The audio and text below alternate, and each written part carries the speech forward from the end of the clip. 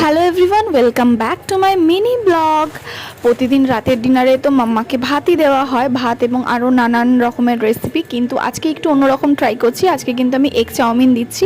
তো ও পাশের ঘরে ঘুমাচ্ছে, ততক্ষণে কিন্তু আমি ঝটাপট রেডি করে নেব। কিছুই না, সিম্পলি একটু আলু পেঁয়াজ ডিম দিয়ে বেশ সুন্দর করে বানাবো। এখানে দেখতেই পাচ্ছ আলু পেঁয়াজ আমি কেটে নিয়েছি, ননস্টিক প্যানে করছি, তো সেই জন্য এখানে ননস্টিক প্যানটা ধুয়ে কিন্তু জল বসিয়ে দিয়েছি। এবারে কিন্তু গ্যাসটা অন করে দেবো। অন করে দেওয়া হয়েও গেছে, দেখতেই পারছো। আর নুন দিয়ে দিলাম।